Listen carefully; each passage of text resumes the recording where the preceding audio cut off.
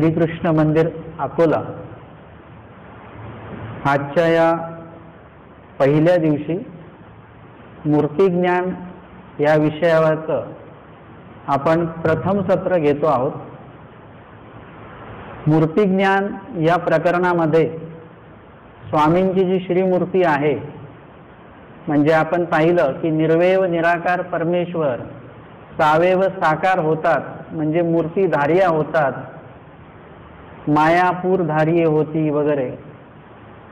अर्थातच परमेश्वर श्रीमूर्तीचा स्वीकार करतात आणि त्या श्रीमूर्तीच्या माध्यमातून स्वरूपाच्या ज्या काही लीळा आहेत त्या लीळा आपल्याला स्मरणामध्ये उपयोगी याव्यात। प्रति अवयवाच्या श्रीचरणाच्या लीळा असतील, श्रीकराच्या लीळा असतील, श्रीनेत्राच्या लीळा असतील, श्रीमुखाच्या लीळा असतील, अशा प्रत्येक लीळा ज्या आहेत त्या लीळा आपल्याला स्मरणामध्ये आठवता याव्यात, यासाठी मूर्तिज्ञान या प्रकरणाची बांधणी केल्या गेलेली आहे। आणि पाचही अवतारांचा आधी जे काही थोडक्यामध्ये विश्लेषण आहे, ती थोडक्यामध्ये जी माहिती आहे ती आपण आधी बघणार आहोत। तरी व्यक्ता श्रीमूर्तिधार्या परमेश्वराचे ज्ञान ते कैसे। व्यक्त झालेले आणि मूर्तिधार्या म्हणजे ज्यांनी श्रीमूर्तीचं धारण केलेलं आहे, श्रीमूर्तीचं ज्यांनी स्वीकरण केलेलं आहे, असे जे परमेश्वर आहेत म्हणजे व्यक्त परमेश्वर, यांचं ज्ञान कसं आहे बरं, यांच्याबद्दल माहिती काय आहे। ना ते ऐसे, ते ऐसे ते कैसे। न परमेश्वर निर्वैव निराकारू असे तो सावेव साकारू होय। परमेश्वर हे निर्वैव निराकार असतात आणि ते सावेव साकार होतात। श्रीमूर्तिधार्या होय आणि श्रीमूर्तीमध्ये येतात, मायापुरामध्ये येतात आणि मूर्तिधार्या होतात, म्हणजे मूर्तीचा स्वीकार करतात। श्री म्हणजे माया, श्रीमूर्ती असं म्हणतो। एरवी इतर मूर्त्या असतात त्याला आपण मूर्तीच म्हणतो, पण स्वामींनी जे स्वीकारलेलं आहे त्याला मूर्ती म्हणत नाही, श्रीमूर्ती असं म्हणतो आपण। इतर चरणांना आपण चरण म्हणतो, पण स्वामींच्या चरणांना काय म्हणतो, श्रीचरण, श्रीनेत्र, श्रीकर असं आपण बोलत असतो। तर श्री म्हणजे काय, न श्री म्हणजे माया, जी माया ये मायेचा वेश स्वीकरिती, त्या मायेचा वेश परमेश्वर स्वीकार करतात। कापाजे सर्वज्ञ म्हणितले, म्हणजे परमेश्वर मायेचा वेश स्वीकार करतात। याला प्रमाण काय, कारण की महानुभाव पंथ जो आहे, हा महानुभाव पंथ जे काही बोलतो ते चार प्रमाणाच्या आधाराने बोलल्या जातं। एक श्रुती, दुसरी स्मृती, वृद्धाचार आणि मार्गरूढी, हे चार प्रमाण असतात। तुम्हाला कोणी जर का काही विधी सांगितला तो श्रुती, स्मृती, मार्गरूढी, वृद्धाचारामध्ये येतो का हे आधी बघायचं असतं। मी जर का म्हटलं तुम्हाला की तुम्ही नामस्मरण करा, हे येतं का चार प्रमाणात। श्रुती म्हणजे देवाने सांगितलेलं ते, स्मृती म्हणजे भटोबासांचा जो कार्यकाल त्याला स्मृती असं म्हणतात, त्यानंतर वृद्धाचार येतो आणि मार्गरूढी नंतरची येते। तर स्मरण हे देवाने सांगितलेलं आहे का, सांगितलंय की नाही, नाही सांगितलं, सांगितलंय, म्हणजे ते कशात येतं, प्रमाणामध्ये येतं। परंतु जर का मी तुम्हाला म्हणालो की 1.25 लाख फुलं वाहा, हे कुठे सांगितलं देवाने, सांगितलं का, आठवतं, येत नाहीये प्रमाणामध्ये। 11 पानं वाहा असं कुठे सांगितलं देवाने, ते येत नाही, म्हणजे त्या प्रमाणांमध्ये येत नाही। मी जर का म्हटलं सेवादास्य करा, तर हे देवाने सांगितलंय का, सेवादास्य सांगितलेलं आहे, स्मरण सांगितलेलं आहे, आटन करा सांगितलेलं आहे, दीक्षा करा सांगितलेलं आहे। आता हे काय झालं, प्रमाण झालं। आपण जे काही बोलतो त्या गोष्टी, सगळ्या गोष्टींना प्रमाण असले पाहिजेत। प्रमाण नसतील तर ते विधी अमान्य आहेत। ज्या गोष्टींना स्मृती, श्रुती स्मृती मार्गरूढी वृद्धाचाराचं प्रमाण आहे ते विधी आपण करावेत. आणि म्हणून इथे सुद्धा बघा कसं प्रमाण मागतात की परमेश्वर मायावेशाचा स्वीकार करतात किंवा अवतार घेतात असं सांगतायत पहिल्या वाक्यापासून. तर याला प्रमाण काय? ते सांगतात की सृष्टीमध्ये परमेश्वर अवतरती, सृष्टीमध्ये परमेश्वर अवतार घेतात हे वचनच आहे. सृष्टीमध्ये परमेश्वर अवतार घेतात याला प्रमाण काय? तर हे वचन प्रमाण आहे. तर कसा घेतात ना? मनुष्य वेशधारी होती, मनुष्य वेशामध्ये परमेश्वर येतात. मनुष्याचे जे देहधर्म आहेत, मनुष्याचे जे गुणधर्म आहेत ते परमेश्वर स्वीकारतात. अष्टस्वभाव आहेत ते परमेश्वर स्वीकारतात. तर मनुष्य वेशाचा स्वीकार करतात का? न माया वेशधारी होती. मायावेश म्हणजे मायेचे जे काही पंचप्रकारादी गोष्टी आहेत, मायेचं जे काही देह आहे त्या गोष्टींचा स्वीकारही परमेश्वर करतात. तर न सुद्धा माया वेशाचा स्वीकार करतात का? न मायापूर धारिये होती. मायापूर म्हणजे मायेचे पूर्णत्व. मायेचे पूर्णत्व म्हणजे सप्त धातू, दश इंद्रिय, दश वायू, सप्त धातू किती झाले? 10 इंद्रिय, 10 वायू आणि सप्त धातू किती झाले? 27. 4 पाकुळका किती झाले? 31 आणि चातुष्ट 4 किती झाले? किती? 35. आणि संलग्न हा जीवाकडे असतो, पण मायेचा परमेश्वराकडे काय असते? ओळगणी असते. जीवाकडे काय असतो? मायेचा संलग्न असतो, परंतु परमेश्वराकडे काय असतं? ओळगणी असते. ही 36वा प्रकार. मायेचे पूर्णत्व म्हणजे 36 प्रकार मायेचे परमेश्वर स्वीकारतात. दश इंद्रिय, दश वायू, सप्त धातू, 4 पाकुळका, 4 चातुष्ट आणि 36वा मायेची ती ओळगणी परमेश्वर अवतारासोबत असते. मायापूरधारी होती म्हणजे मायेचे पूर्णत्व स्वीकारतात. आता प्रश्न असा आहे की याला मायापूर असं का म्हणतात बरं? ते तर परमेश्वराने स्वीकारले, त्याला परमेश्वरपूर म्हटलं पाहिजे, त्याला मायापूर असं का म्हणतात?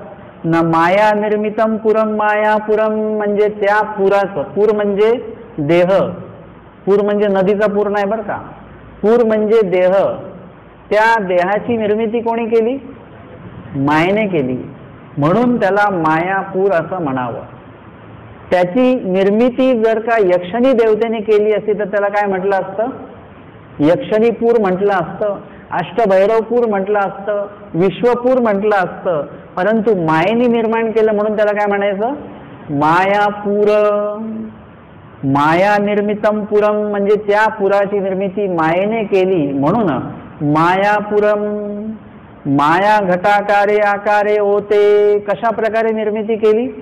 माया जी आहे ती घटाचेनी आकारे म्हणजे मडकं जसं तयार केल्या जातं कुंभाराच्या कडनं, ते घटाचेनी आकारे आकारल्या जातं.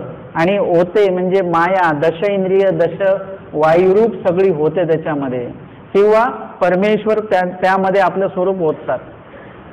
नख चर्म रोमादी करून शुद्ध चैतन्याची ते. काय काय नटली माया? नख, चर्म, रोम किंवा ज्या ठिकाणी जीव असतो त्या ठिकाणी आपलं जे शरीर आहे पूर्ण त्याच्यामध्ये नखाच्या ठिकाणी जीव नसतो, केसांच्या ठिकाणी जीव नसतो. एरवी केसात आपला खूप जीव असतो, परंतु केसांच्या ठिकाणी केस कसे आहेत? निर्जीव आहेत. केस कापतात तेव्हा काही दुखतं का? नाही. नख कापल्या जातं तेव्हा दुखतं का? का? कारण की ते निर्जीव आहेत. नख, चर्म, रोम म्हणजे चर्म म्हणजे जी मृत त्वचा असते ती सुद्धा, त्याच्यामध्ये सुद्धा जीव नसतो. आपण जेव्हा अंग घासतो दगडाने तेव्हा ती त्वचा निघते. नख, चर्म, रोम या ठिकाणी माया नसेल. नख, चर्म, रोम आदी करूनी म्हणजे दात, दात सुद्धा निर्जीव आहेत. तर या ठिकाणी शुद्ध चैतन्याची ते म्हणजे मायाच नटलेली आहे. म्हणजे संपूर्ण जे काही श्रीमूर्ती आहे त्याच्यामध्ये नख, चर्म, रोम आणि दात हे सगळं मायाच झालेली आहे. मायापुरी मायेचे अभिमान. तर अशा या पुराचा परमेश्वराला खूपच अभिमान असेल. एवढा सुंदर देह आहे, मायेने बनवलेला आहे. जसं आपल्याला आपल्या देहाचा खूप अभिमान असतो. कोणी जर का आपल्याला ढकललं, धक्का दिला, लगेच आपण त्याच्याशी भांडतो. आपल्याला आपल्या देहाचा अभिमान आहे. तसं परमेश्वराला त्या मायापुराचा अभिमान असेल ना. सांगितलं जातं की मायापुरी मायेचे अभिमान. त्या मायापुराचा मायेलाच अभिमान आहे, परमेश्वराला अभिमान नाही. कारण की परमेश्वर हे प्रपंचाच्या ठिकाणी लिंपायमान होत नाही, प्रपंचाच्या ठिकाणी आसक्त होत नाहीत परमेश्वर. ब्रह्मांडी शक्ती अधीन शक्ती व्यापार. आता इथे आपण बघितलं की परमेश्वराच्या ठिकाणी ओळखणी आहे आणि ब्रह्मांडस्था ही ब्रह्मांडाच्या व्यापाराकारणे ब्रह्मांडस्था आहेत आणि परमेश्वराच्या सेवेसाठी ओळखणे आहेत. तर या दोन्ही सारख्याच आहेत का ना. ब्रह्मांडी शक्ती अधीन शक्ती व्यापार म्हणजे ब्रह्मांडामध्ये उच्च शक्तीच्या आधी नीच शक्तीचा व्यापार असतो. म्हणजे मायेच्या अधीन विश्वदेवता, विश्वदेवतेच्या अधीन कुठली देवता येते? अष्टभैरव. अष्टभैरवाच्या खाली कुठली देवता आहे? शेषशय्या देवता आहे. हे सगळं एकमेकांच्या अधीन आहेत. परंतु परमेश्वराच्या ठिकाणी ज्या काही ओळखण्या झालेल्या आहेत, किती ओळखण्या आहेत? एकूण 81,10,10 देवता आहेत. 81,10,10 ओळखण्या आहेत. एवढ्या ज्या काही ओळखण्या आहेत ते काही एकमेकींच्या अधीन नाही आहेत. ते कोणाच्या अधीन आहेत? मायापुरी ईश्वराधीन शक्ती व्यापारू. म्हणजे मायापुराच्या ठिकाणी ज्या ओळखण्या आहेत मायेचा आणि इतर सर्व देवतेंच्या ओळखण्या आहेत त्या कोणाच्या अधीन आहेत? एकमेकींच्या अधीन नाही आहेत, ते परमेश्वराच्या अधीन आहेत सगळ्या. मायापुरी इतर शक्ती तुल्य माया. तर मायेच्या ओळखणीला काही महत्व असेल ना. मायेची ओळखणी सुद्धा इतर ओळखण्यांप्रमाणेच सारखीच आहे, त्यांच्यासारखीच आहे ती. म्हणजे त्याच्यामध्ये जशी माया मोठी सांगितलेली आद्याशक्ती माया, तसं मग मायेच्या ओळखणीला पण एक महत्व असेल ना. इतर ओळखण्यांप्रमाणेच मायेच्या ओळखणीचं महत्व आहे तिथे. हे कशा करता सांगितलं हे सगळं काय?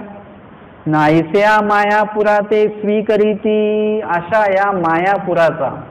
कुठल्या मायापुराचा? ज्याच्यामध्ये पूर्ण सगळं माया नटलेली आहे. मायेचं पूर्णत्व, मायेचा देहधर्म, मायेचं देह हे सगळं काही तयार झालेलं आहे. नख, चर्म, रोम, दात असं जे काही मायापूर आहे ते परमेश्वर काय करतात? स्वीकरीती. म्हणजे त्याचा परमेश्वर स्वीकार करत असतात. याला न्याय देतात. जैसा भिंगाने अंतू दीपूला विजे. तर परमेश्वर अशा या मायापुराचा स्वीकार करतात आणि त्यांचं कार्य हे प्रगट करतात. आता मुळात बघितलं तर मायापुराच्या आतमध्ये परमेश्वर स्वरूप आहे, पण त्याचं कार्य जे आहे, स्वरूपाचं जे कार्य आहे ते बाहेर प्रगट होतं. याला न्याय काय? जैसा भिंगाने अंत. भिंग म्हणजे काच. आपण जसं दिवा लावतो आणि तो दिवा विझू नये म्हणून काय करतो आपण? काच ठेवतो. किंवा बल्ब असतो, त्या बल्बाला काय असतं? बाजूनी काच असते. बटन दाबलं की ती तार जी आहे ती अशी जळते. तर तो प्रकाश आतमध्येच राहतो का? ना. तो आतमध्ये निर्माण झालेला जो उजेड आहे, प्रकाश आहे, तो बाहेर सुद्धा प्रकाशित होतो, त्या काचेतनं बाहेर येतो. जसं दिव्याच्या अवती आपण भोवती जर का काच ठेवली तर त्या काचेतनं तो दिव्यातला प्रकाश बाहेर येतो. ऐसे भिंगाणे अंतू दीपू लाविजे. याला परफेक्ट प्रमाण म्हणजे आधीचं जे कंदील असायचे त्या कंदिलातला तो दिवा प्रज्वलित केला जायचा, ती वात प्रज्वलित केल्या जायची आणि ती काच परत लावून दिल्या जायची. आणि मग आता त्याच्यामध्ये जो जी वात प्रज्वलित झाली, भिंगाणे अंतू दीपू लाविजे, आणि बाहेरी भीतरी प्रगटे. आतमध्ये सुद्धा तो प्रकाश पडतो आणि बाहेर सुद्धा येतो. त्या दिव्याच्या काचेच्या बाहेर तो प्रकाश येतो. तैसे सावेव साकारू होय. म्हणजे परमेश्वर काय होतात? सावेव साकार होतात आणि आपलं अवतार कार्य प्रगट करतात. ते कापाना गोसावी माईंबटा ते म्हणितले. तर परमेश्वर सावयव साकार होतात यालाच प्रमाण काय आहे? प्रत्येक गोष्टीला प्रमाण मागतात. की आम्ही जरी म्हटलं की परमेश्वर सावयव साकार होतात, पण याला सुद्धा वचनाचं प्रमाण पाहिजे ना. तर तिथे सांगतात ते कापा, कसं काय बरं? ना गोसावी माईंबटा ते म्हणितले. स्वामींनी माईंबटांना म्हटलेलं आहे. कुठे म्हटलंय? पैठणला की पांचाळेश्वरला? पूर्वी कुठे निरूपण केली स्वामींनी? डोमेग्रामला. गोसावी माईंबटा ते म्हणितले. डोमेग्रामला प्रथम भेट स्वामींची माईंबटांची झाली तेव्हा स्वामी त्यांना म्हणतात, निर्वेऊ निराकारू असे परी कृपावशे सावेव साकारू होय. सावेव साकार होतात परमेश्वर. हे प्रमाण कोणाचं आहे? श्रीमुखीचं आहे. त्याला काय म्हणायचं? श्रुती. जे श्रीमुखीचं प्रमाण आहे त्याला श्रुती म्हणायचं. जे भटोबासांच्या काळातलं प्रमाण आम्हाला काही दिसतं त्याला स्मृती असं म्हणायचं. द्वापरी श्रीकृष्ण चक्रवर्ती क्षेत्रियाचा कुळी यादवांचा वंशी वसुदेवापासून देवकीयेचा गर्भी उभयदृश्य अवतार स्वीकरीला. आता या ठिकाणी परमेश्वर अवतार स्वीकारतात हे आम्हाला समजलं, परंतु परमेश्वराने कुठे अवतार स्वीकारलेला आहे त्याचं प्रमाण द्या. आता अवतार घेतल्याचं प्रमाण पाहिजे. आता आपल्याला अवतार घेतात हे समजलं, पण अवतार कुठे कुठे घेतलेला आहे त्या अवतारांच्या संदर्भात आम्हाला माहिती द्या. तर सांगतात श्रीकृष्ण चक्रवर्ती क्षेत्रियांच्या कुळी. श्रीकृष्ण चक्रवर्ती हे परमेश्वर अवतार आहेत. हे कशावरून कळलं आम्हाला? जेव्हा माईंबट्टांना स्वामी म्हणतात की जैसे दास्य कुणाचे करायचे? जैसे द्वापरी श्रीकृष्ण चक्रवर्ती. हे स्वामींनी प्रमाण दिलं म्हणून श्रीकृष्ण महाराज हे परमेश्वराचे अवतार आहेत हे आम्हाला प्रमाण झालं. नाहीतर मग आपल्याला तर माहितीच नव्हतं कृष्ण महाराज परमेश्वर अवतार आहेत म्हणून. हे माईंबट्टांच्या निरूपणाच्या माध्यमातून स्वामींनी त्यांना ते आणि आम्हाला आमच्यापर्यंत ते पोहोचलं. तर श्रीकृष्ण महाराज यांनी क्षेत्रियांच्या कुळी, क्षेत्रियांच्या कुळात आणि यादवांच्या वंशी, यादव वंशी वसुदेवापासून देवकीयेचा गर्भी, वसुदेवांपासून देवकीयेचा गर्भी उभयदृश्य अवतार स्वीकरिला. उभयदृश्य अवतार स्वीकारलेला आहे. आता आपण थोडक्यात एक माहिती बघूया. परमेश्वर अवतार या सृष्टीमध्ये घेतात तेव्हा तो अवतार घेत असताना जीवाचं भलं त्यातनं व्हावं हे उद्दिष्ट परमेश्वराचं असतं. आणि म्हणून अवतार घेत असताना गर्भ, पतित आणि दवडणे या 3 प्रकारांतून परमेश्वर अवतार घेतात. गर्भ म्हणजे जसं बालकाचा जन्म होतो आता मनुष्य मातेच्या पोटी, त्या प्रकारे परमेश्वर त्या ठिकाणी आपलं स्वरूप आणतात आणि त्या पद्धतीने अवतार घेतात. हा गर्भीचा अवतार. त्यानंतर दवडणे म्हणजे त्या देहामध्ये जो जीव आलेला आहे आधीच त्या जीवाला परमेश्वर काय करतात? दवडतात, म्हणजे तिथून काढून टाकतात त्या देहातनं आणि त्या ठिकाणी स्वतःचं स्वरूप आणतात. म्हणजे गर्भीचा अवतार याच्यामध्ये कुठलाही जीव त्याच्यामध्ये नाहीये. त्या गर्भामध्ये सरळ परमेश्वर स्वरूप येतं. दुसरा प्रकार जो दवडण्याचा बघतोय त्याच्यामध्ये आधीच एक जीव आलेला आहे, परंतु कुठल्या तरी कणवावशे परमेश्वर त्याला तिथून दवडतात. दवडणे म्हणजे हकलणे, काढून टाकतात त्या जीवाला आणि मग स्वतःचं स्वरूप त्या ठिकाणी आणतात. ह्याला म्हणतात दवडणे. आणि मग तो त्या पद्धतीने त्यांचा जीवाचा जन्म होतो, तसा परमेश्वराचा अवतार होतो. आणि तिसरा प्रकार आहे पतित म्हणजे मृतदेह उठवणे. श्री चक्रधर स्वामींनी जसं अवतार स्वीकार केलेला आहे. आता यामध्ये 3 अवतार जे आहेत ते गर्भीचे आहेत.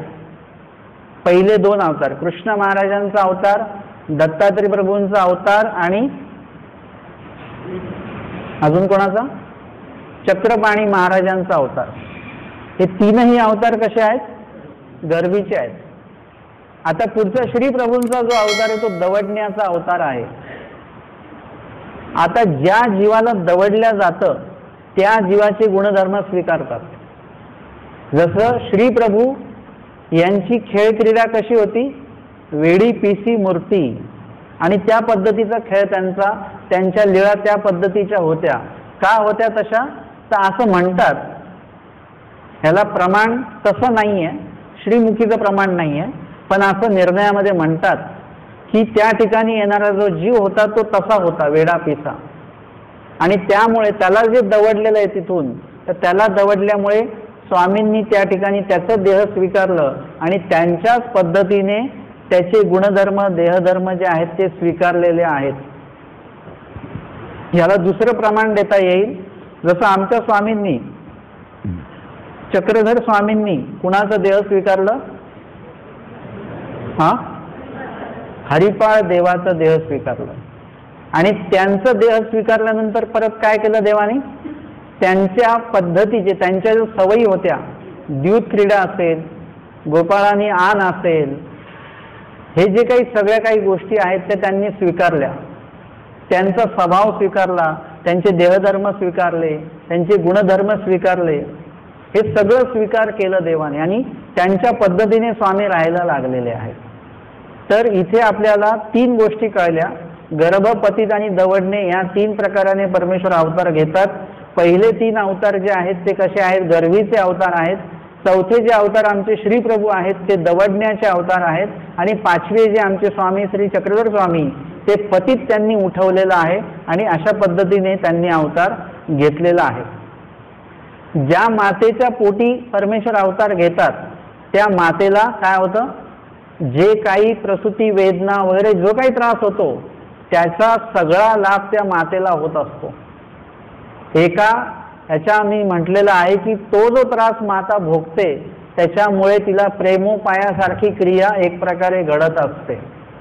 ज्या जीवाचं दवडणं केलं जातं त्या जीवाला फायदा होतो, त्याला सुद्धा सुखफळ मिळतं, आणि त्याच योगाने ज्या मातेच्या गर्भी अवतार घेतल्या जातं दवडण्याचा, त्या मातेला सुद्धा त्याचा लाभ मिळतो.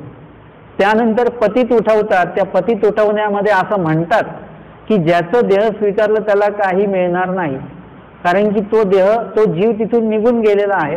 ते देह जे आहे ते कवडी मोलाला सुद्धा कोणी घेत नाही. परंतु आपण असं म्हणूया की परमेश्वर काही ना काही त्या जीवाला देऊ शकतात. आता त्या पतिताला उठवल्यानंतर, पतित देहाला उठवल्यानंतर ते जे काही हरिपाळ देवाचे माता पिता होते ते कोणाचे माता पिता झाले. आता त्यांना वाटलं आपला हरिपाळ देवच आहे म्हणून आमच्या स्वामींनाच ते मुलगा मानायला लागले, त्यांना मातृत्व पितृत्वाचं फळ त्यांना होणार. म्हणजे परमेश्वर ऐन कैन प्रकारे जीवाचं भलं करण्याची दृष्टिकोन परमेश्वर ठेवत असतात. आणि म्हणून परमेश्वर काय करतात, अवतार कसे घेतात, काय घेतात ते आपण या ठिकाणी थोडक्यामध्ये बघितलेलं आहे. वसुदेवापासून देवकीचा गर्भी उभयदृश्य अवतार स्वीकरिला. आता उभयदृश्य म्हणजे काय, पर आणि अवर अशा दोन्ही ज्या शक्त्या ज्यांच्याकडे आहेत, उभय म्हणजे दोन्ही, पर आणि अवर. पर म्हणजे परमेश्वर पैकीचं जे आहे त्याला पर म्हणायचं, आणि जीव देवता आणि प्रपंचाचं जे पण काय आहे त्याला अवर म्हणायचं. याच्यामध्ये पण शाब्द ज्ञानी, अप्रोक्ष ज्ञानी, सामान्य ज्ञानी, विशेष ज्ञानी आणि 8ही भक्त हे सगळे पर पैकीमध्ये येतात. ते जीव परामध्ये येतात, आणि त्या व्यतिरिक्त जे जीव आहेत ते कशामध्ये येतात, आवरामध्ये येतात. देवता आवरामध्ये येतात, प्रपंच आवरामध्ये येतो. तर ज्या परमेश्वरा अवताराने दोन्ही शक्तींचा स्वीकार केलेला आहे, अर्थातच परमेश्वराला शक्ती स्वीकारायचं काही कारण नाही. परमेश्वराकडे सगळ्या शक्त्या आहेतच, फक्त ते ठरवतात की आपल्याला परस दान द्यायचं आहे किंवा आपल्याला अवरस दान द्यायचं आहे. परमेश्वर ठरवतात. त्यामध्ये कृष्ण महाराज असतील, दत्तात्रय प्रभू असतील आणि आमचे स्वामी असतील, हे 3ही अवतार उभयदृश्य आहेत. पर आणि आवर दोन्ही देतात. पर पैकीचं दान सुद्धा देतात, आवर पैकीचं दान सुद्धा ते देतात.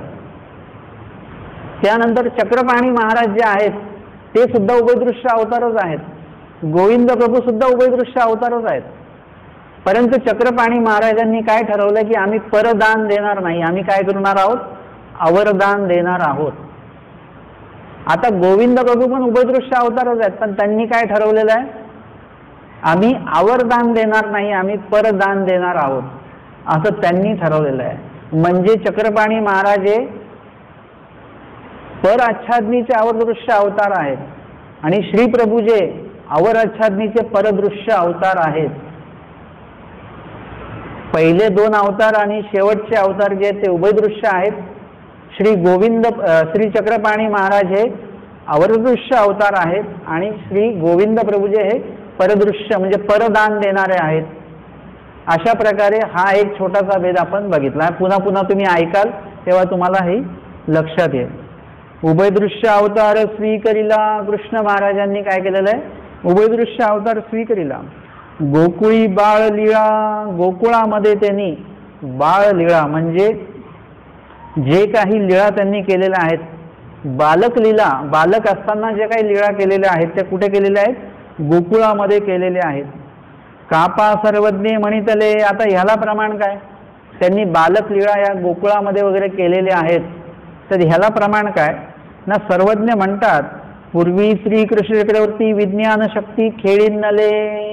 पूर्वी म्हणजे कधी, गोकुळामध्ये असताना, लहान असताना, बालक असताना विज्ञान शक्ती खेळीनले म्हणजे चमत्कारादी लीळा आपल्याला त्यामध्ये जास्त बघायला मिळतात. पाठी ज्ञानशक्ती स्वीकरिली आणि नंतर पाठी ज्ञानशक्ती, मग चमत्काराच्या लीळा कमी आहेत. ज्ञानदानाचा जे काही भाग आहे तो जास्त प्रमाणात आपल्याला बघायला मिळतो त्याच्यामध्ये. द्वारावती अवस्थान, द्वारकेला अवस्थान आहे. चक्रवर्ती वेखे क्रीडा, एकदम चक्रवर्ती राजा आहेत ते. ऐसा उपाधी स्वीकरिला, असा उपाधी स्वीकारिला आहे म्हणजे ती महिमा स्वामींनी स्वीकारलेली आहे. परमेश्वर कुठलीही गोष्ट स्वीकारतात, पहुड स्वीकारतात, परमेश्वर उपहुड स्वीकारतात, भूक स्वीकारतात. परमेश्वर ह्या गोष्टी स्वीकारतात. आपल्याला स्वीकारायची गरज नाही लागत, आपल्याला आपोआपच भूक लागून जाते. आपण जरी नाही स्वीकारली तरी भूक लागते. आपण स्वीकारली भूक तरी लागत नाही. आपण जर का म्हटलं आता मला जेवायचं आहे परंतु भूकच नाहीये तर ती स्वीकारता येत नाही. परमेश्वर काहीही स्वीकारू शकतात, हे स्वतंत्रता परमेश्वराकडे आहे. ती स्वतंत्रता जीवाकडे मात्र नाही. आणि म्हणून इथे सांगितलं ऐसा उपाधी स्वीकरिला, असा उपाधी परमेश्वराने स्वीकारलेला आहे आणि ते सर्वस्वी परमेश्वराच्या वर अवलंबून आहे. परमेश्वर जेव्हा पौर स्वीकारतील तेव्हा ते झोपतील, परंतु झोपणार नाहीत. परमेश्वर कधी झोपत नाहीत. परमेश्वराला अष्टस्वभाव नाही आहेत. याला प्रमाण काय द्यायचं आता, परमेश्वराचे जे भक्त आहेत त्यांनाच अष्टस्वभाव नाही आहेत. याला वचन आहे का कुठलं, परमेश्वराच्या भक्तांना अष्टस्वभाव नाहीत असं एक वचन आहे. प्रेम संचार मात्रे विकार विकल्प आणि स्वभाव ये तिन्ही उच्छेदोनी जाती. अष्टस्वभाव जनित पीडा नाही. भोजन केलं काय बाईसांनी किंवा नाही केलं काय, कुठली तरी लीळा अशी आहे की ज्याच्यामध्ये बाईसांना भूक लागलेली आहे, एखादी लीळा दाखवा. बाईसा स्वामींना म्हणतात बाबाची उशीर होत असे, म्हणजे स्वामींना उशीर होतोय, मला उशीर होतोय, मला लवकर जेवायचंय असं कुठेच नाही आहे.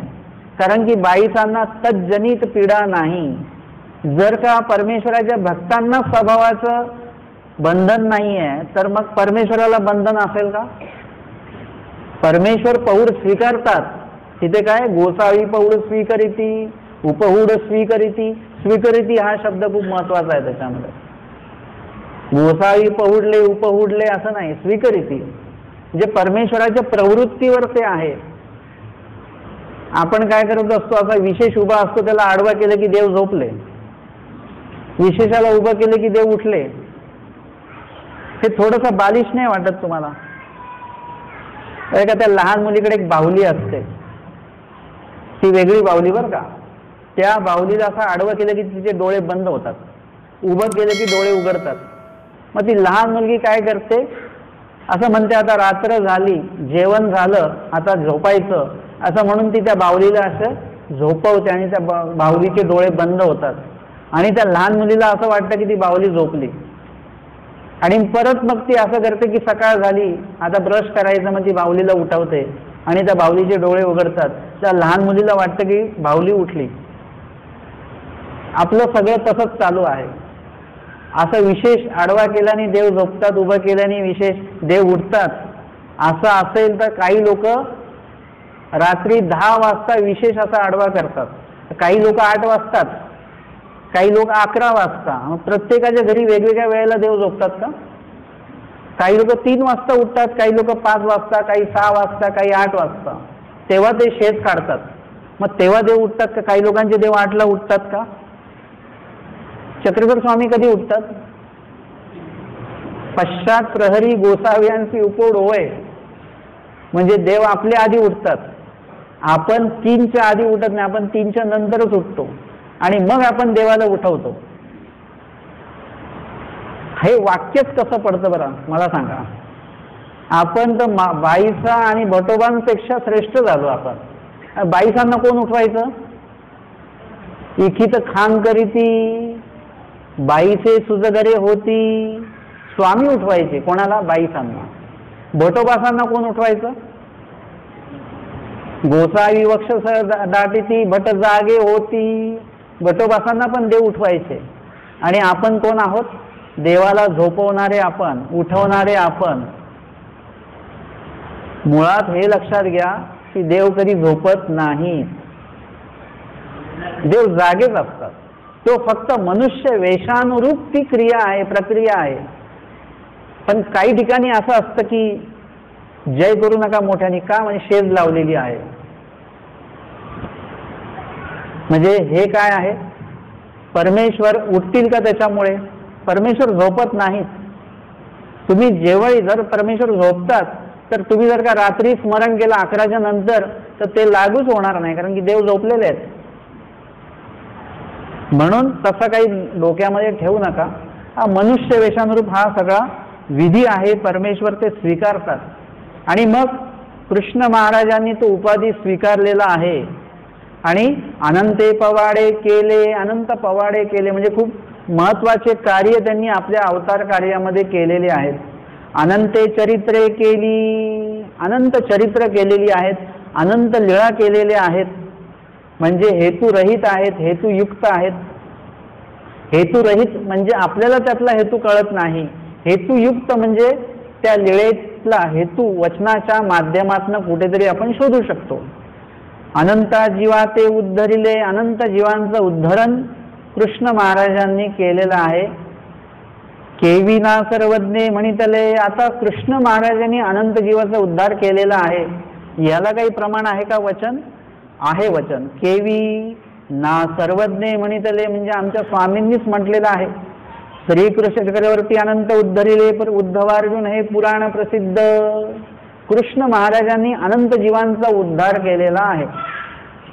द्वापर युगाच्या पद्धतीने कृष्ण महाराजांनी 1000 वर्षाचं अवतार कार्य जे केलेलं आहे त्याच्यामध्ये अनंत जीवांचा उद्धार केला असं आमचे स्वामी सांगतायत. अनंत जीवा ते उद्धरिले पर उद्धवार्जुन हे पुराण प्रसिद्ध. आपल्यापर्यंत कुणाचं नाव आलं? फक्त उद्धव आणि अर्जुन यांचंच नाव आलं, बाकीच्यांची नावं आली नाहीत. कसं? इथे सांगतात गोसावी भट मुख्य करून अवघ्यासी निरूपिले. बाकीच्यांची नावं नाही आली. कुणाचं नाव आलं? फक्त भटोबासांचं. भट मुख्य करून अवघे माती काम करत होते, बाकीच्यांचं नाव आलंच नाही, फक्त भटोबासांचंच नाव आलं. तसं बाकीच्यांचाही उद्धार केला गेला, पण त्यांचं नाव आपल्यापर्यंत पोहोचलं नाही, कारण की उद्धव आणि अर्जुन हे पुराण प्रसिद्ध म्हणजे त्यांची नामख्याती झाली म्हणून त्यांच्याबद्दल आपल्याला अधिक माहिती आहे. तया श्रीकृष्ण चक्रवर्ती गोसावी यांचे चरण शरण. असे जे कृष्ण महाराज आहेत ज्यांच्याबद्दल एवढी सगळी माहिती आमच्या स्वामींनी सांगितलंय, ते वचनाची प्रमाणं त्याला आहेत. अशा श्रीकृष्ण चक्रवर्ती महाराजांना काय आहे? गोसाव्यांचे श्रीचरणी शरण. चरण शरण म्हणजे काय? श्रीचरणी, त्यांच्या श्रीचरणी मी शरण आहे. त्यानंतर पुढचे अवतार कोण आहेत? श्री दत्तात्रय प्रभू. त्रेती भोगभूमी श्री दत्तात्रय प्रभू गोसावी ऋषीवंशी यात्रीपासून अनुसयेचा गर्भी चतुर्युगी उभयदृश्य अवतार स्वीकरिला. त्रेत युगामध्ये आणि भोगभूमीमध्ये, त्रेत युगामध्ये आणि एका मताप्रमाणे कृतयुगामध्ये पण म्हटल्या जातं, कारण की चतुर्युगी घडवायचंय आपल्याला त्याच्यामुळे. आणि भोगभूमी श्री दत्तात्रय प्रभू गोसावी ऋषीवंशी यात्रीपासून ऋषीवंशी म्हणजे अत्री ऋषी आणि अनुसयेचा गर्भी चतुर्युगी म्हणजे चारही युगामध्ये श्री दत्तात्रय प्रभूंचा अवतार आहे, अवतार कार्य आहे. कापाजे सर्वज्ञ म्हणितले. आता याला वचनाचं प्रमाण काय? चतुर्युगी अवतार आहेत.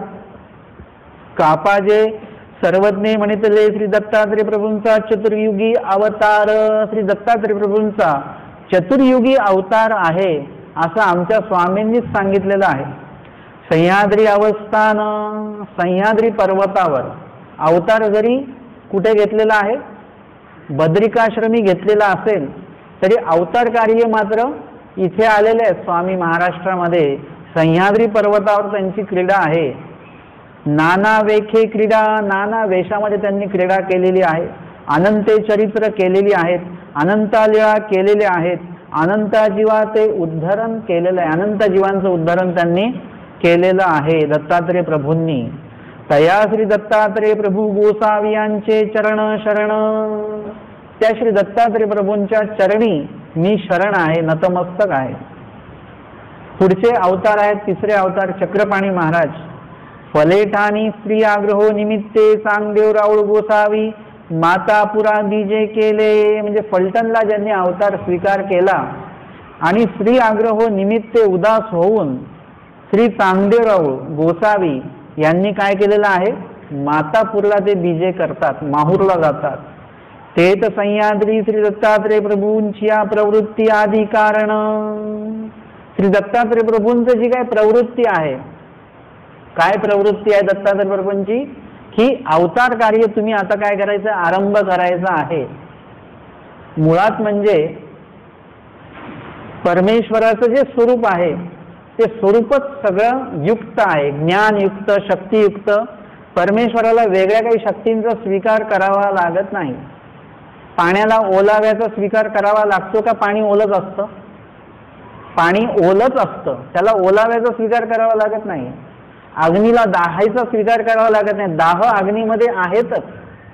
त्या पद्धतीने परमेश्वर म्हटलं की सर्व शक्तियुक्त, त्यांना वेगळं स्वीकारावं लागत नाही. म्हणून इथे शब्द काय? दत्तात्रय प्रभूंची प्रवृत्ती आदी कारण. दत्तात्रय प्रभूंची प्रवृत्ती काय होती? आता तुम्ही तुमचं अवतार कार्य आरंभ करा इथून पुढे. आणि तिथून पुढे त्यांनी त्यांचं अवतार कार्य सांगदेवरावांनी म्हणजे चक्रपाणी महाराजांनी ते अवतार कार्य आरंभ केलेलं आहे. व्याघ्रवेश निमित्ते भेटी, आपल्याला लीळा माहितीच आहे. घाटावर सगळे चाललेले होते, मध्ये श्री चक्रपाणी महाराज चाललेले होते आणि एकदम जाळीतनं वाघ आला, म्हणजे श्री दत्तात्रय प्रभू व्याघ्र वेशामध्ये आलेले आहेत. पुढचा जो जनलोक होता तो पुढे पळाला, मागचा जनलोक मागे पळाला, पण चक्रपाणी महाराज तिथेच उभे राहिले आणि त्या ठिकाणी द्वय अवतारांची भेटी झाली. आणि श्री दत्तात्रय प्रभूंनी काय केलेलं आहे? व्याघ्र निमित्ते भेटी, व्याघ्र वेश निमित्ते दोन्ही अवतारांची भेटी झाली. श्री चांगदेवराव गोसावी उपदृश्यत्व स्वीकरिले. आणि श्री चांगदेवराव गोसावी यांनी म्हणजे चक्रपाणी महाराजांनी उभय शक्तीचा तिथे काय केलेला आहे? स्वीकार केलेला आहे. म्हणजे ते कार्य, ती शक्ती त्यांच्याकडे आहेच, त्या कार्याचा आरंभ करायचा आता इथून पुढे असं त्यांनी ठरवलं. आणि त्यामध्ये सुद्धा पर अच्छा दिले. पर अच्छा दिले म्हणजे परदान द्यायचं नाहीये, आवर्दान द्यायचं आहे. म्हणजे कसं असतं की सगळे जर का परदान द्यायला लागले तर आवर्दान देणं सुद्धा बाकी पडतं. आवर्दान का द्यावं लागतं? हे आवर्दान कणवावशे दिल्या जातं. आवर्दान म्हणजे देवतेची फळं, देवतेची सुखफळं दिल्या जातात, पण ती देत असताना त्याच्याकडे ती कणव आहे म्हणून ते त्याला दिल्या जातं. त्याला ज्ञान दिल्या जाणार नाही. आता त्याला त्या कणव्यावशे देवता फळ दिलं जातं. ज्ञान द्यावं असं देवाला वाटतं, परंतु तो त्या अधिकाराचा नाही आहे. परंतु त्यांनी काही अंशामध्ये त्यांनी कणव जोडलेली आहे दैवपैकीची, आणि म्हणून परमेश्वर त्याला आवर्दानं देतात. आणि त्यासाठी म्हणून श्री चक्रपाणी महाराजांनी काय केलं, पर आच्छादिले आवर प्रगट केले. परशुराम बास दौडूनी रामेश्वर बास गर्भीचाची अवतारू. परशुराम बास म्हणतात की श्री चक्रपाणी महाराजांचा अवतार पण दौडूनच अवतार आहे. परंतु रामेश्वर बास म्हणून जे अजून एक विद्वान व्यक्ती आहेत, विद्वत्ता आहे त्यांच्याकडे, चिंतनशील व्यक्तिमत्व आहे, ते म्हणतात की नाही, ते गर्भीचाची अवतार, म्हणजे गर्भानेच त्यांनी स्वीकार केलेला आहे. मगाशी आपण जसं बघितलं की पहिले तिन्ही अवतार गर्भीचेच आहेत. द्वारावती अवस्थान श्री चक्रपाणी महाराजांचं अवतार कार्य हे द्वारावतीला खूप वर्ष त्या ठिकाणी ते होते. अवधूत वेखे क्रीडा, अवधूत वेश म्हणजे संन्यास वेश, अवधूत वेश म्हणजे मुक्त वेश आहे, असं ठराविक असा त्यांचा वेश नाही आहे. अशा प्रकारचा त्यांच्या ते अवधूत वेशे क्रीडा, मुक्त क्रीडा त्यांच्या आहेत, लीळा आहेत. अनंते चरित्रे केली, अनंता लीळा केलिया, भरपूर चरित्र त्यांनी केली, अनंत लीळा केल्या. पण आमच्याकडे ठराविकच लीळा चरित्रामध्ये आलेल्या संपूर्ण लीळा चक्रपाणी महाराजांच्या आलेल्या नाहीत. अनंता जीवा ते उद्धरिले, अनंत जीवांचं उद्धरण श्री चक्रपाणी महाराजांनी केलेलं आहे. तया श्री चांगदेवराळा गोसाव्यांचे चरण शरण. त्या श्री चक्रपाणी महाराजांना, महाराजांच्या श्रीचरणी मी शरण आहे. पुढचे अवतार आहेत आमचे श्री प्रभू. श्री रुद्धपूर प्रांती काणव साखे. रुद्धपूर प्रांती म्हणजे रुद्धपूर विभागामध्ये काणव साखे, काणव शाखा जी आहे ब्राह्मणांमधली काणव. श्री प्रभू अवतार स्वीकरिला, त्यामध्ये स्वामींनी, त्या काणव शाखेमध्ये स्वामींनी अवतार स्वीकरिला श्री प्रभूंनी. संन्यास वेखे द्वारावतीये गमन. आणि संन्यास वेखे, संन्यास घेतला आणि त्या वेशामध्ये द्वारावतीये गमन, द्वारावतीला ते गेलेले आहेत. सुर्पनिमित्ते श्री प्रभू गोसावी उभयदृश्यत्व स्वीकरिले. सुर्पनिमित्त म्हणजे चक्रपाणी महाराजांची काय लीळा चालायची तिकडे द्वारावतीला. एका हातात श्रीकरामध्ये खराटा, एका हातामध्ये सूप आणि बिदी गोदरिया ज्या आहेत द्वारावतीच्या त्या सगळ्या झाडून काढायचे ते. आणि त्याच्यामध्ये त्या सुपामध्ये तो कचरा भरायला जायचा. तो नुसता तो कचरा नव्हता, तर ते जीव त्याच्यामध्ये काही यायचे त्या कचऱ्यामध्ये, कचऱ्यासोबत. आणि त्या जीवांना परमेश्वर काय करायचे, तो कचरा गोमतीमध्ये टाकायचे. त्यामध्ये जे काही जीव जंतू असतील ते मुक्त होत असतील, मृत्यू पावत असतील, आणि त्या दुःखरूप कर्मफळातनं ते मुक्त होतात. अशा प्रकारची लीळा श्री चक्रपाणी महाराज करत होते. त्या जीवांना त्या दुःख फळातनं मुक्त करायचे. तसं आमच्या श्री प्रभूंनी काय केलेलं आहे, ती कृमी घेतली आणि कृमी काय केलं, ब्रह्मपदी पाठवली, त्याला त्या दुःखातनं मुक्त केलं. ती एका त्या घाण पाण्यामध्ये तिथे पडलेली होती, त्याच्यामध्ये ती दुःख तिला होत होतं, वळवळत होती. ती श्रीप्रभूंनी तिला मुक्त केलं त्या कर्मफळातनं आणि त्या मायेच्या फळामध्ये तिला, आनंदामध्ये तिला पाठवून दिलेला आहे. तर अशा प्रकारे श्री चक्रपाणी महाराज काय करायचे, ज्याच्या डोक्यावर सूप आणि खराटा मारला की त्याला विद्या व्हायची. अशा प्रकारे त्यांनी किती विद्या दिल्या, 136, 52 स्थूळा विद्या दिल्या आणि 84 शिल्प विद्या दिल्या. 52 आणि 84 किती, गणित करा नंतर. 136 विद्या श्री चक्रपाणी महाराजांनी दिल्या. आपल्याकडे आरतीमध्ये फक्त 52 विद्याच येतं, भजनामध्ये का आरतीमध्ये, बाकी 136 येत नाही.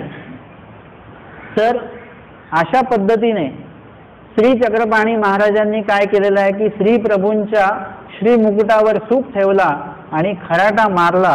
आणि इथे तो विषय आलेला आहे की सूर्प निमित्ते, म्हणजे सूप आणि खराटा या निमित्ताने श्री प्रभूंनी काय केलेलं आहे, उभयदृश्यत्व स्वीकारिले, उभयदृश्यत्व स्वीकार केलेला आहे. ते कार्य त्यांनी स्वीकारलेलं आहे. मी मगाशी सांगितल्याप्रमाणे 5ही अवतार उभयदृश्यच आहेत, पण त्यांनी ठरवलं की बाबा आपण परस दान द्यायचं आहे. श्री प्रभूंनी ठरवलं, चक्रपाणी महाराजांनी ठरवलं की आपण आवरच दान द्यायचं आहे. याला आपण प्रमाण देऊया. जसं एक उदाहरण बघूया. एखादी व्यक्ती आहे, त्याला सगळ्या भाषा येतात, हिंदी, मराठी आणि इंग्लिश तिन्ही तो बोलतो. तो शिक्षक आहे, त्याला जर का हिंदी शिकवण्याचा तास दिलेला असेल, त्याला इंग्लिश जरी येत असेल, त्याला मराठी जरी येत असेल, तो जेव्हा त्या क्लासरूममध्ये पाय ठेवतो तिथून तो पुढे काय बोलतो? हिंदीच बोलणार. पूर्ण क्लास संपून बाहेर येईपर्यंत हिंदीच बोलणार, तो मराठी बोलणार नाही. हे बंधन इकडच्या शाळेत असेल नसेल, पण इंग्लिश शाळेमध्ये ते बंधन असतं बरं का. इंग्लिश म्हणजे इंग्लिशच बोलायचं, हिंदी मराठीमध्ये बोलायचं नाही. त्याला हिंदी मराठी येतं पण बोलायचं नाही, त्यांनी स्वीकारलेलं आहे ते मला इंग्लिशच बोलायचं आहे. तसं परमेश्वर असं स्वीकारतात आणि पर्टिक्युलर त्याच जीवांना दान देतात. ज्यांना आवरदान द्यायचं आहे त्यांना आवरच दान देत राहतात. त्यामध्ये एखादा जीव जर का परदानाचा आला तर त्याला परदानही दिलं जातं ना. जोगऱ्याला दिलं चक्रपाणी महाराजांनी. श्री प्रभू पण परदान देतात, पण मध्ये अवरदानही देत असतील, नाही असं नाही. इथे या ठिकाणी सांगतात उभयदृश्यच स्वीकारिले, आवर आच्छादिले. आवर जे दान आहे ते आच्छादलं म्हणजे ते द्यायचं नाही, परदान द्यायचं असं श्री प्रभूंनी स्वीकारलं. आणि प्रतिदिनी किती जीवांना ते मोक्ष द्यायचे?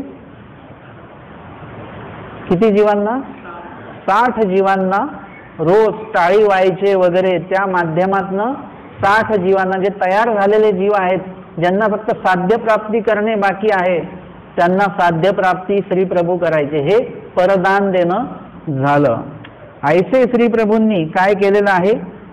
रिद्धपुरी अवस्थान शक्ती स्वीकारानंतर रिद्धपुरी अवस्थान, रिद्धपूरला स्वामींनी निवास केलेला आहे.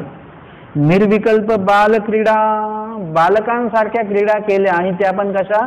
निर्विकल्प केलेल्या आहेत. कुठल्याही प्रकारचा विकल्प त्याच्यामध्ये श्री प्रभूंनी स्वीकारलेला नाही. अनंते चरित्रे केली, अनंत चरित्र केली, अनंत लीळा केल्या. अनंता जीवा ते उद्धरिले विविध माध्यमातनं आणि 60 जीवांना मोक्ष देणं या माध्यमातून अनंत जीवांचा उद्धार केला. त्या श्री गुंडम राऊळा गोसाव्यांचे चरणी शरण. त्या श्रीप्रभूंच्या चरणी मी शरण आहे, नतमस्तक आहे. द्वारावती कामाख्या निमित्ते पूर त्यजिले. चक्रपाणी महाराजांनी द्वारावतीला कामाख्या निमित्ताने काय केलेलं आहे? पूरत्याग. पूर म्हणजे काय? पूर म्हणजे काय सांगितलं मगाशी? पूर म्हणजे देह. उद्या परत विचारा ना मी. पूर म्हणजे देह. त्या देहाचा परित्याग केला. ही लीळा माहिती आहे ना आपल्याला. कामाख्या निमित्ताने पूरत्याग केला. श्रीमूर्ती आणि स्वरूप हे वेगळे आहेत हे समजून घेण्याची ही लीळा आहे. त्या श्रीमूर्तीतनं काय झालं? स्वरूप निघून गेलं आणि श्रीमूर्ती तिथेच राहिली. म्हणजे मायापूर तिथेच राहिलं. मायापूर गेलं का? नाही. पूर त्यागलं. मायेचं पूर त्या ठिकाणीच ठेवून दिलं आणि आत्मधलं स्वरूप त्याच्यातनं निघून गेलं. याच्याहून आम्हाला कळतं की स्वरूप वेगळं आणि मायापूर हे वेगळं आहे. हे समजून घेण्यासाठी ही लीळा आहे. तर त्या ठिकाणी द्वारावती कामाख्या निमित्ते पूर त्यजिले. पुराचा देहाचा स्वामींनी त्याग केला. गुजराताच्या प्रधान पुत्राचे पतीत उठवणी. गुजरातमध्ये भडोच या ठिकाणी कार्यरत असलेले प्रधानाचे पुत्र, प्रधान म्हणजे कोण? विशाळदेव. त्यांचे पुत्र कोण? हरिपाळदेव. यांना जेव्हा वयाच्या 20, 25, 27 वयी त्यांचं निधन झालं आणि त्या देहाचं म्हणजे त्या प्रतदेहाचं, प्रेतदेहाचं म्हणजे मृतदेहाचं पतित जे काही पतित झालेलं देह आहे ते स्वामींनी काय केलेलं? स्वीकारलेलं आहे. पतित उठवणी. पतित उठवलं, प्रेत उठवलं स्वामींनी. श्री चांगदेवरावळी गोसावी अवतारू स्वीकरिला.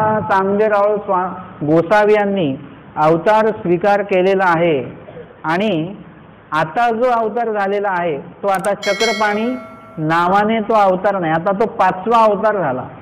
ते चक्रपाणीच म्हटलं आपण तर किती अवतार होतात? एकूण 4च अवतार होतात मग. परंतु हा अवतार कसा आहे? 5वा अवतार आहे. या अवतारांचे सर्व गुणधर्म सगळ्या गोष्टी वेगळ्या आहेत. श्री चक्रधर स्वामींनी अवतार स्वीकार केला आणि मग त्यांचा वर्ण सांगतात, श्रीमूर्तीचं वर्णन सांगतात. कसं आहे ते? चांते गौर. चांते गौर म्हणजे कसं? रंग गोराच आहे, पण काही लोक गोरे असतात पण कसे असतात? एकदम सफेद असतात. तर तो रंग चांगला दिसत नाही बरं का. एकदम भुरे असतात एकदम. नाही, या गोऱ्या रंगामध्ये सोनेरी रंग जो आहे, पिवळा, एकदम साधारण पिवळा, तो रंग त्याच्यामध्ये समाविष्ट आहे. जसं चाफ्याच्या फुलाचा रंग असतो ना, तशा प्रकारचा गोरे आणि त्याच्यामध्ये थोडंसं सोन्यासारखा तो रंग आहे, तो सुवर्ण रंग, तो चांते गौर असा तो वर्ण आहे श्रीमूर्तीचा. राजस. राजस म्हणजे आवड निर्माण करणारे. आमच्या स्वामींना कुणीही बघितलं तरी ते लगेच वेधल्या जायचे. तशाने बघितलं लगेच वेधल्या गेला. ते पारधी त्याच्यासोबत आलेले, त्यांनी स्वामींना बघितलं, ऐकलं, ते सुद्धा वेधल्या गेले. ते स्वामींना म्हणाले, आजपासून आम्ही हे काहीच करणार नाही. आमच्या स्वामींना कुणीही पाहिलं तरी ते म्हणायचे, काय सांगू त्याचे सौंदर्य, काय सांगू त्याचे औदार्य, सौभाग्य, किती सुंदर होते ते. वेधल्या जायचे जीव आमच्या स्वामींकडे. अशी श्रीमूर्ती कशी होती? राजस म्हणजे आवड निर्माण करणारी होती. तेजस म्हणजे तेजस्वी होती. दिसायला सुंदर सगळे असतात, पण तेजस्वी मात्र सगळे नसतात. आम्हाला मामाजी सांगायचे की एखादा गोरा माणूस असतो पण त्याच्या चेहऱ्यावर उदासीच असते. त्याला बघितलं की आपल्याला पण आळस येऊन जातो. पण एखादा काळाकुट्ट माणूस असतो पण तो, त्याची कांती कशी असते? टकटकीत असते.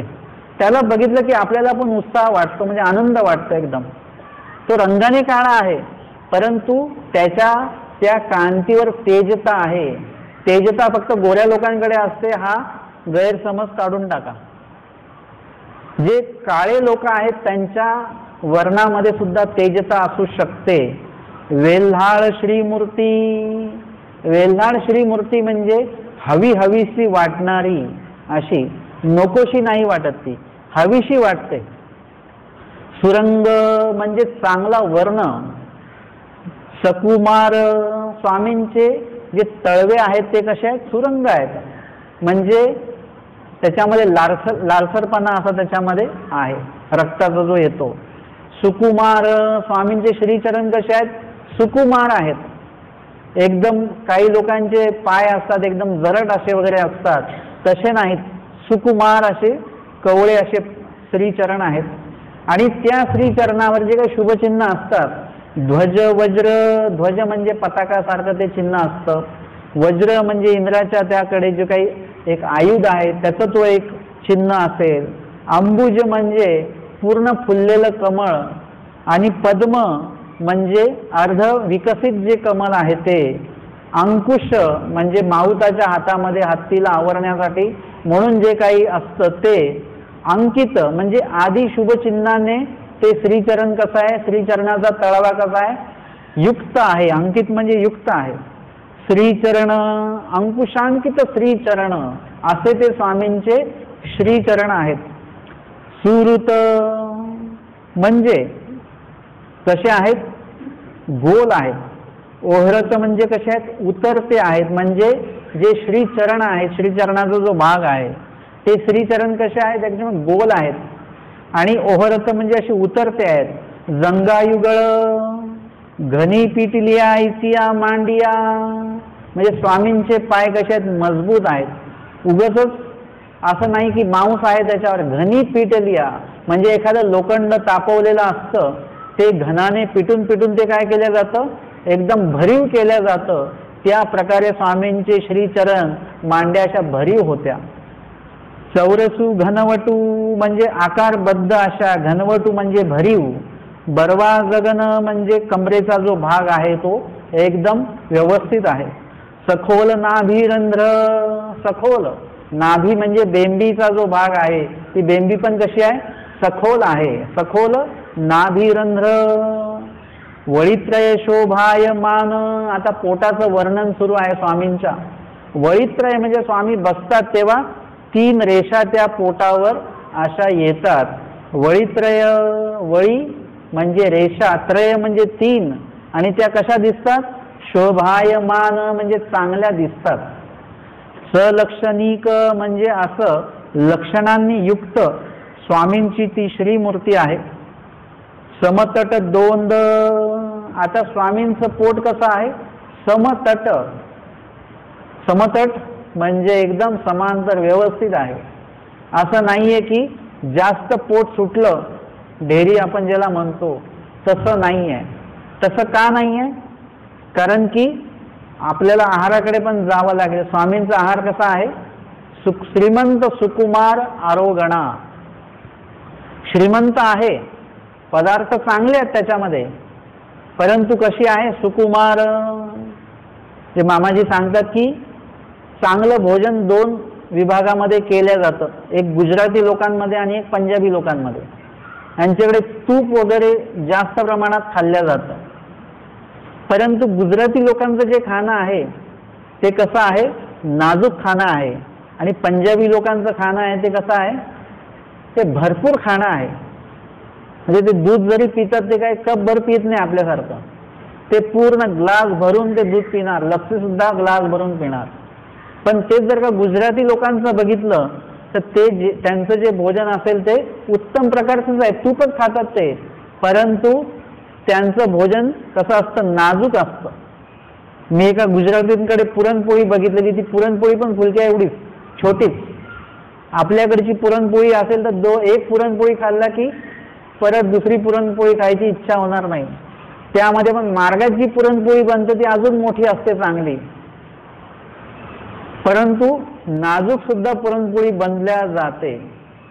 त्यातल्या त्यात नागपूरची पुरणपोळी बघितली, विदर्भामधली समजा, तर ती अजून ती चांगली असते. म्हणजे प्रत्येक विभागामध्ये वेगवेगळ्या पद्धतीचं आहार भोजन असतो. स्वामींचं जे भोजन होतं ते उत्तम प्रकारचं होतं, परंतु उत्तम प्रकारचं होतं म्हणून काय स्वामी पूर्ण ते भोजन पोटभर खात नव्हते. कसं खायचे स्वामी? जेवढी भूक असेल तेवढंच खायचं. याला वचन पण आहे स्वामींचं एक, आठवलं तर सांगा मला. कुठलं वचन आहे? की प्रमाणबद्ध जेवलं पाहिजे. हा, क्षुधा निवृत्ती कीजे, जेवढी भूक आहे तेवढंच खाल्लं पाहिजे. आणि अजून प्राणासी आहार द्यावा इंद्रियासी. आपल्याकडे जर का पुरणपोळी असेल तर मग आपण प्राणासी नाही, प्राण निघेपर्यंत आहार घेतो. मग नंतर असं होतं की बाबा आता काय होतं आणि काय नाही, आपल्याला एकदम एवढं खाऊन घेतलं आपण, ऍसिडिटी होऊन जाते, तब्येत खराब होऊन जाते, एवढं खाऊन घेतो. प्राण निघेपर्यंत आहार असतो. स्वामी म्हणतात प्राणासी आहार द्यावा, जगण्यापुरतं आहार घ्या. त्या आहारामुळे तुमचं जगणं मुश्किल होऊन जाईल, एवढा आहार घेऊ नका. आणि आपलं सध्या तेच चालू आहे, आपलं जगणं मुश्किल झालं, एवढा आपण आहार घेत राहतो, खात राहतो. जसं आम्ही म्हटलं मी जेवून आलोय तरी नाही बाबा थोडंसं घ्या, जेवून आलोय मी, नाही बाबा थोडंसं घ्याच. आता इथे काय होणार? तुम्हाला असं वाटतं की अन्नदान घडतंय आम्हाला, बाबांनी 1 कप दूध पिलं आम्हाला अन्नदान घडलं. असं नाही घडत. बाबांना ऍसिडिटी झाली तर अन्नदान राहिलं बाजूला, दोष लागणार. अन्नदान कधी घडतं? जे खरोखर ज्यांना भूक लागली त्या साधूंना तुम्ही खाऊ घातलं तर अन्नदान घडतं, नाहीतर मग ऍसिडिटीचे फळ होतील तुम्हाला. जेवल्यानंतर जर का आपण काही खाल्लं तर त्याचा अपाय होत असतो, उपाय होत नाही. आणि जर का स्वामींनी सांगितल्याप्रमाणे एखादे साधू खरोखरच प्राणासी आहार घेत असतील आणि तुम्ही त्यांना जबरदस्तीने खाऊ घातलं तर काय होईल? दोष लागू शकतो. एक तर त्यांचा परिच्छेद आहे आणि त्या परिच्छेदाला तुम्ही काय करतात? भंग करायला तुम्ही निमित्त होत आहे, तर त्याच्यामुळे तुम्हाला दोष लागू शकतो. म्हणून समोरच्याला जेवढा आहार घ्यायचा आहे, जो घ्यायचा आहे किंवा घ्यायचा की नाही घ्यायचा, हे सगळं उपलक्षात घेऊनच तुमचं अन्नदान झालं पाहिजे. खूप जबरदस्ती केल्याने अन्नदान घडतं असं मुळीच अजिबात समजू नका. अर्थात अन्नदान करताना तुमची इच्छा असणं गरजेचं आहे की जेवढं जास्त भोजन करतील बाबा वासनिक मंडळी तेवढं माझ्यासाठी चांगलंच आहे, म्हणून एक माफक तुम्ही आग्रह तुम्ही करू शकता, पण विनाकारण आणि उगीच जबरदस्ती करायची नाही. तर हा जो काही प्रकार आहे अन्नदानाच्या बाबतीमध्ये, हा एक प्रकार आपण लक्षात घेतला पाहिजे. या ठिकाणी आमच्या स्वामींचं समतट हे जे होतं, समतट दोंद म्हणजे ते पोट समतट का होतं? कारण की स्वामी अवास्तव खात नव्हते, अवांतर खात नव्हते. बाईसा म्हणतात बाबा आरोग्याने उशीर होत असे, स्वामी काय म्हणतात, उदराकडे अवलोकिती आणि म्हणती बाई हे मागे ना, म्हणजे अजून काय पोटाने आम्हाला मागितलं नाही. याचा अर्थ काय होतो? जोपर्यंत भूक लागत नाही तोपर्यंत जेवायचं नाही. आपलं असं असतं, जेवायला जर का कारल्याची भाजी असेल आणि भाकरी असेल तर आपली लागलेली भूक निघून जाते, आपण म्हणतो मला काही जेवायचं नाही आज. पण जर का आपल्या आवडीची भाजी असेल किंवा चटक मटकदार असं काहीतरी असेल तर भूक नसेल तरी ती भूक कुठून तरी लागते आपोआप, किंवा भूक नसेल तरी आपण ते खातो. आहारशास्त्राच्या आणि आरोग्यशास्त्राच्या विरोधात आपण वागत असतो. आमच्या स्वामींचं लीळाचरित्र जेव्हा तुम्ही वाचता तेव्हा त्याच्यातनं आहारशास्त्र पण मिळतं की भूक लागल्याशिवाय जेवायचं नाही आणि भूक लागल्यानंतर उपाशी राहायचं नाही, भूक लागल्यानंतर जेवून घ्यायचं. असं लहान मुलं असतात, हे भूक लागली की जेवायला मागतात म्हणजे मागतात, त्यांना उपार झाला की नाही झाला त्याची काही घेणं नसतं, जेवायला मागतात, खायला मागतात. तुम्ही त्यांना 2 लाडू दिले तर ते 1.5 लाडू खातील, अर्धा लाडू ते ठेवून देतील. त्यांना सांगितलं तो पण लाडू खाऊन घेते नाही का, त्यांना जेवढी भूक आहे तेवढंच ते खातात. प्राणी सुद्धा जेव्हा भूक लागली तेव्हा खातात, जेवढी भूक आहे तेवढंच खातात. त्याच्या व्यतिरिक्त प्राण्यांच्या डोक्यामध्ये असं काही नसतं की एवढा आता घास शिल्लक पडलेला आहे तो खराब होऊन जाईल खाऊन घ्या आपण, तसं नसतं. त्याला जेवढी भूक आहे तेवढंच तो खाणार, भूक संपली तो थांबणार. आपलं तसं नाही आहे. आपलं एक तर आवडीची भाजी असेल तर आपण 2 घास 4 घास जास्त खाऊन घेतो. कधी कधी ती भाजी उद्या शिळी राहू नये सकाळसाठी म्हणून रात्रीच आपण ती जबरदस्तीने खाऊन घेतो. भूक नसताना, भूक संपलेली असताना आपण विनाकारण आहार घेत राहतो. लीळाचरित्र जर का वाचलं तर त्याच्यामधनं हे सुद्धा कळतं की अनावश्यक खाऊ नका, अनावश्यक वेळी खाऊ नका, भूक नसेल तर खाऊ नका. स्वामी सांगतात बाई हे मागे ना, म्हणजे अजून काही भूक लागलेली नाही. हे आहारशास्त्र सुद्धा आम्हाला लीळाचरित्रातनं प्राप्त होतं. आणि म्हणून स्वामी हा आहाराचा नियम पाळतात. आमचे स्वामी सकाळी विहरणाला जातात, ज्याला तुम्ही आत्ताच्या भाषेत काय म्हणतात, मॉर्निंग वॉक. लीळाचरित्र वाचणारे मॉर्निंग वॉक नाही करत, ते काय करतात, विहरणाला जातात. विहरणाला आमचे स्वामी जायचे, पण ती विहरणाची लीळा आठवून आमचे लोक ती लीळा आठवत आठवत सकाळच्या सत्रामध्ये आपण फिरायला जाऊ शकतो. म्हणजे त्याच्यातनं लीळा आठवण सुद्धा होईल, परमेश्वराची सुद्धा आठवण होणार आहे आणि आपलं आरोग्य सुद्धा चांगलं राहणार आहे. तर या ठिकाणी स्वामी सकाळी विहरणाला सुद्धा जातात. म्हणजे आहारशास्त्र आमच्या स्वामींनी तर आम्हाला अनेक वचनांमधनं सांगून ठेवलं. आरोग्यशास्त्र पण दाखवून दिलेलं आहे. दंत धावन करीती, रोज सकाळी स्वामी काय करायचे, दात स्वच्छ करायचे, जीभ स्वच्छ करायचे. म्हणजे आपण जेव्हा बोलत असू तर आपली दुर्गंधी समोरच्याला आली नाही पाहिजे. एवढंच नाही तर आपले दात खराब झाले नाही पाहिजे, तर आपली जीभ खराब नसली पाहिजे. तोंडाचा दुर्गंध आपल्याला स्वतःलाच यायला नको, म्हणजे तो भाग सुद्धा स्वच्छ ठेवला पाहिजे. हे सुद्धा आमच्या स्वामी लीळेंच्या माध्यमातून सांगून ठेवलेलं आहे. कमीत कमी या गोष्टी तरी आपण देवाच्या फॉलो करू शकतो. आहारशास्त्र सांगितलं, आरोग्यशास्त्र सांगितलं आणि अध्यात्म पण सांगून ठेवलेले आमच्या स्वामींनी. म्हणून कसं आहे, समतट दोंद म्हणजे स्वामींचं पोट कसं आहे, प्रमाणामध्ये आहे. मृदुतर रोमराजी, आणि त्या पोटावर मृदुतर रोमराजी म्हणजे जे काही केसांची जी रांग आहे ती कशी आहे, रोमराजी म्हणजे अशी शोभिवंत अशी दिसते आहे. विशाळ वक्षस्थळ म्हणजे छातीचा भाग जो आहे कसा एकदम विशाळ आहे, भारदस्त आहे. ठोसरे निगोटे असं भरीव असं आहे. नितळ मुडपे, नितळ म्हणजे हे जे काय मुडपाचा भाग आहे, खांद्याच्या खालचा हाताचा भाग आहे, जो बाहेरच्या भागाला असतो, बाजूला असतो, तो नितळ आहे म्हणजे एकदम सुंदर आहे तो पण दिसायला. सरळ ओहरते बरवे आजान बाहू, आणि सरळ एका रेषेमध्ये ओहरत म्हणजे उतरते असे आहेत. आजान बाहू म्हणजे बाहू कसे आहेत? आजान बाहू. आजान बाहू कशाला म्हणतात? जे हात लांब आहेत, गुडघ्यापर्यंत जे येतात त्याला आजान बाहू असं म्हणतात. आता जर का एखाद्या व्यक्तीचे असे आजान बाहू असतील तर ते त्याला शोभिवंत दिसणार नाहीत. का दिसणार नाहीत? कारण की त्याचे फक्त बाहूच आजान आहेत, बाकीचे त्याचे जी काही शरीर यष्टी जी आहे ती त्याला शोभिवंत असली पाहिजे. सो स्वामींची 32 लक्षणी श्री मूर्ती होती. ज्याचं 32 लक्षणी ज्याचं देह असेल त्यालाच ते आजान बाहू शोभिवंत दिसणार. ज्याची 32 लक्षणी देह नसेल त्याला ते आजान बाहू बेडब दिसतील. पण स्वामींची श्रीमूर्ती कशी आहे? 32 लक्षणी युक्त असल्यामुळे ते आजान बाहू एकदम शोभिवंत आहेत. आजान बाहू सुरंग सुकुमार अभयदानी श्रीकर कमळ. आता स्वामींचे जे कर आहेत, कर म्हणजे तळहात, इथे खांदा मुडप आजान बाहूपर्यंत आलो आपण. आता स्वामींचे जे कर आहेत म्हणजे करतल ते कसे आहेत?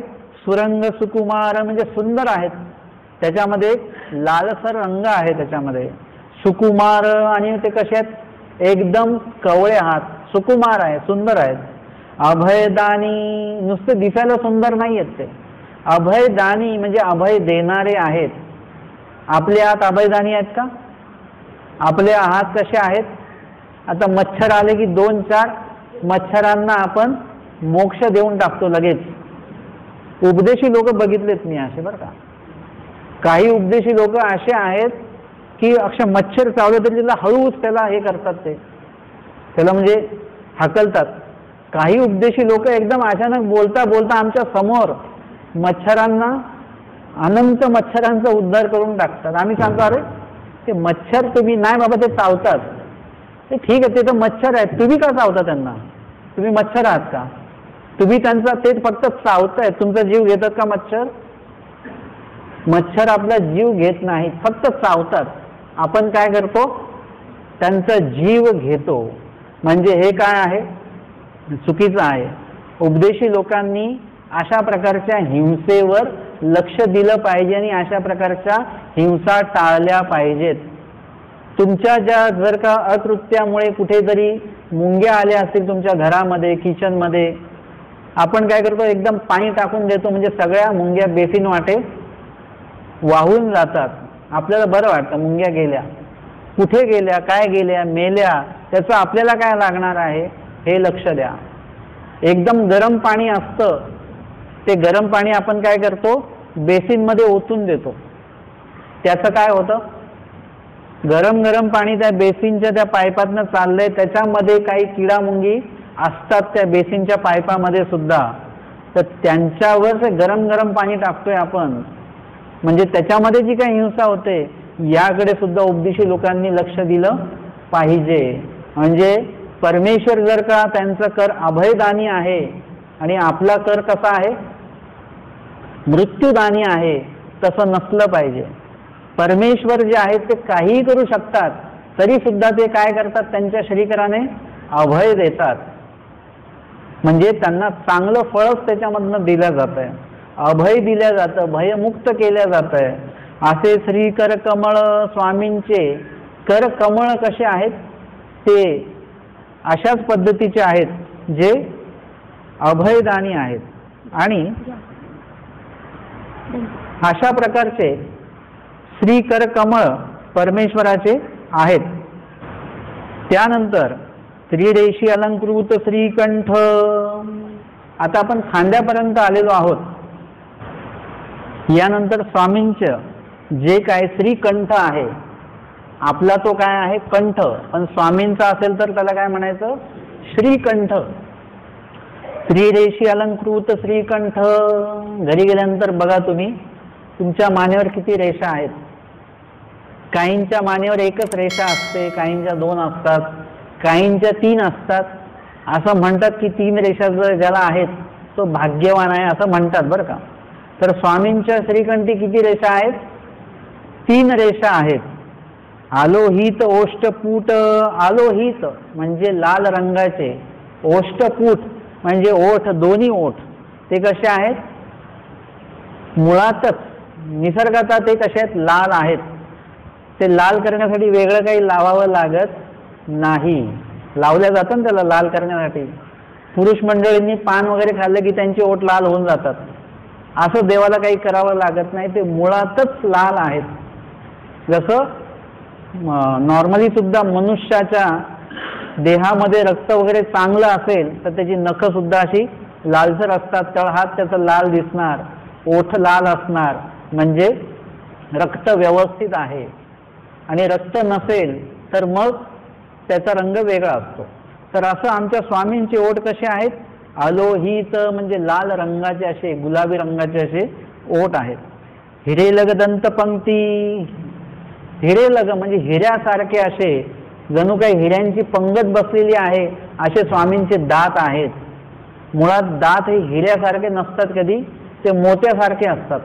मोती ज्या रंगाचा असतो त्याच रंगाचे दात असतात, परंतु या ठिकाणी ते दात सुद्धा कसे चमकतायत म्हणून तिथे हिऱ्याची उपमा तिथे दिल्या गेलेली आहे. प्रहसित म्हणजे, प्रहसित म्हणजे प्रसन्न असे, मनोहर श्रीमुख कमळ, श्रीमुख स्वामींचं कसं आहे? प्रहसित म्हणजे प्रसन्न, आणि मनोहर म्हणजे मनाचं हरण करणारे आहेत. एखादा चेहरा बघितला की आपल्याला सुद्धा एकदम हे वाटतं, तिरस्कार निर्माण होतो. पण एखादा चेहरा असा असतो की तो बघितला की आपण सुद्धा प्रसन्न होतो. एखादा लहान बालक असतो ना, तो सहजपणे जरी हसला तरी आपण त्याच्याकडे वेधल्या जातो. मनोहर म्हणजे त्याचं ते हास्य असेल, त्याचा तो चेहरा असेल, आपण त्या ठिकाणी वेधल्या जातो. हे आमच्या स्वामींचं श्रीमुख कमळ कसं असंच आहे. प्रहसित, मनोहर, श्रीमुख कमळ असं आहे. सरळ नासापूट, स्वामींचं जे नाक आहे ते कसं सरळ आहे, व्यवस्थित एका रेषेमध्ये आहे. आणि त्याचं जे काही, एखाद्याचं नाक थोडं जाडं असतं, कुणाचं चप्पट असतं, कुणाचं थोडंसं वाकडं असतं, असं नाही. सौंदर्याची व्याख्याच मुळामध्ये मानव पंथामध्ये अशी केलेली आहे. सौंदर्य म्हणजे दिसायला सुंदर असं नाही. सौंदर्य म्हणजे जो अवयव जैसा होवावा तो तैसाची, जो अवयव जसा असला पाहिजे तो तसाच दिसणे, याला सौंदर्य असं म्हणतात. तसं आमच्या स्वामींचं सरळ नासापूट, नाक सुद्धा एकदम व्यवस्थित आहे, सरळ आहे. सरळ सुप्रसन्न, आणि स्वामींचं, स्वामींकडे पाहिलं तर कसं वाटतं? सुप्रसन्न, चांगलं, सुप्रसन्न. आकर्ण विशाळ म्हणजे, आकर्ण विशाळ, कृपा लोचन, लोचन म्हणजे श्री नेत्र कसे आहेत? आकर्ण विशाळ म्हणजे पूर्ण ते कानापर्यंत आलेले आहेत असे विशाळ नेत्र आपण ज्याला म्हणतो. ते कानापर्यंत असे येत आहेत, म्हणजे इथपर्यंत असे. आकर्ण विशाळ, कानापर्यंत, आणि विशाळ म्हणजे एकदम छान, एकदम बारीक नाहीत आणि एकदम जाडे सुद्धा नाहीत. विशाळ म्हणजे ज्याच्याकडे बघितल्यानंतर एकदम माणूस प्रभावित होईल असे स्वामींचे नेत्र आहेत. कृपालोचन असे ते डोळे आहेत स्वामींचे. आणि ते कसे डोळे आहेत? नुसतेच डोळे नाही आहेत, ते कृपालोचन म्हणजे स्वामी जेव्हा पाहतात तेव्हा त्याच्यातनं कृपा बरसते. स्वामी कुणाकडेही बघतात. स्वामींनी त्या महिषांकडे बघितलं आणि ते शांत झाले. स्वामींनी त्या वाघिणीकडे बघितलं, ती शांत होऊन गेलेली आहे. स्वामी जिकडे पाहतात तिया अमंगळा तिया मंगळा होती, डोमेग्रामच्या पूजावसरामध्ये येतं. तर स्वामी जिथेही बघतात कृपा दृष्टीने पाहिल्या जातं. बाईसांकडे स्वामींनी बघितलं, कृपा दृष्टीने पाहिलं आणि प्रेमदानाचा संचार त्या ठिकाणी केला गेलेला आहे. म्हणून या ठिकाणी स्वामींच्या नेत्रांना काय म्हटलेलं आहे? कृपालोचन. सुरेखा भवया, सुरेखा वंकटा भवया. भवया कशा आहेत? वाकड्या आहेत. म्हणजे असं थोडा धनुष्याकार असतात ना, तशाच आहेत, परंतु त्या दिसायला कशा दिसतात? सुरेख दिसत आहेत, चांगल्या दिसतात. डाविये भवेवरी कांदी, डाव्या भवईच्या वरती एक कांदी आहे.